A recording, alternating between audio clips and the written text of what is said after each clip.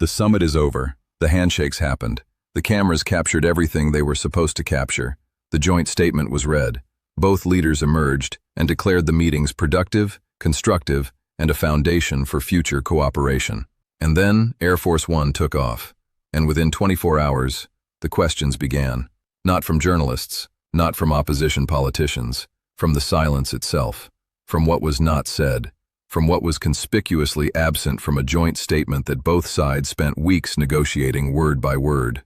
Today we go behind the press conference, behind the official readout, behind the carefully managed optics of two leaders shaking hands in front of cameras. Today, we tell you what actually happened in Beijing. My name is Dr. Adrian Cole. This is Empire Signal. Stay with me. Let us start with the trade announcement, because this is where both sides want you to focus. This is the headline, the number. The thing Trump needed to bring home, and Xi needed to deliver. China committed to purchasing additional American agricultural products, soybeans, corn, energy exports. The figure announced sounds significant. Both sides called it a win. Here is what that announcement actually tells you. It was ready on day one. Before the closed-door sessions had fully concluded, the trade language was finalized. In summit diplomacy, the things that get announced early are the things that were agreed before the summit began. In the working-level meetings, the pre-summit technical discussions, the back-channel conversations that happen weeks before any leader boards a plane. The trade deal was not negotiated in Beijing. It was ratified in Beijing. The actual negotiation happened before Trump landed, which means the 2 days of closed-door sessions, the hours that Trump and Xi spent alone together with only interpreters, were not about trade. They were about everything else. So what happened in those hours? On the Strait of Hormuz, the issue Trump needed most urgently, the joint statement contains language about both sides supporting freedom of navigation and stable global energy markets. Standard language, generic language, language that has appeared in U.S.-China documents for decades and commits Beijing to precisely nothing specific. What is absent is any reference to Chinese diplomatic engagement with Tehran, any timeline, any mechanism, any commitment that goes beyond language so general it could have been written before either leader arrived. Beijing did not commit to pressuring Iran on the strait, or if it did, that commitment was made privately, verbally, deniably, in a way that gives China complete flexibility to deliver or not deliver, depending on what it subsequently extracts in return.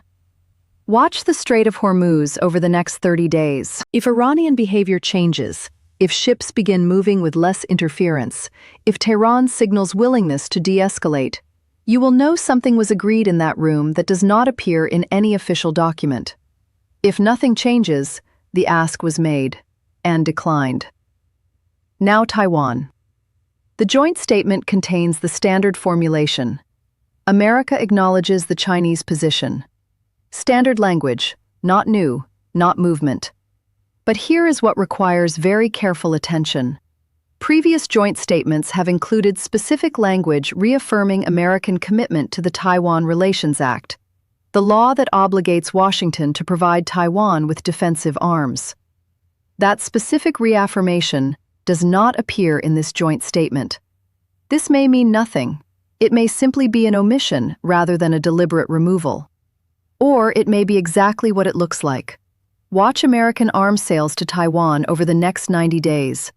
Watch the pace of approvals. Watch whether the language used by American officials to describe the commitment to Taiwan becomes subtly softer. Watch whether military exercises in the Taiwan Strait become less frequent. Because in diplomacy, what is absent from a document is sometimes more significant than what is present. Now let us talk about what Xi actually walked away with. Xi got the trade framework. Numbers he can present domestically as evidence that his management of the American relationship is producing economic results. Chinese markets responded positively to the summit announcement, a domestic political deliverable with real value. Xi got the optics of equality. Trump came to Beijing, on Xi's territory, choreographed by Beijing's protocol teams to position Xi as the host receiving a guest rather than a supplicant seeking American favor.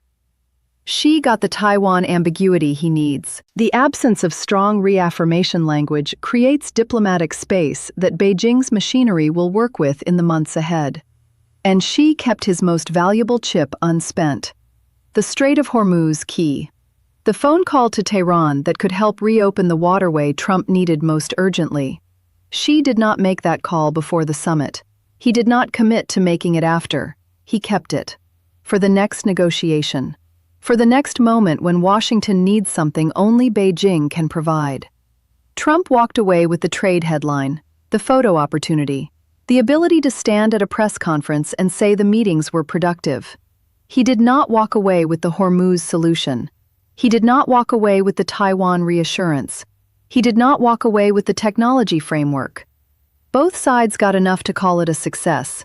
Neither side got what it actually needed. Here is what I want you to understand about what the Beijing summit actually decided. It decided nothing permanently. It resolved nothing structurally. The tensions that brought Trump to Beijing, Hormuz, Taiwan, trade, technology, remain exactly as unresolved as they were before Air Force One landed. What the summit produced was time, a pause in escalation, a signal that both sides retain the capacity to talk even under maximum pressure.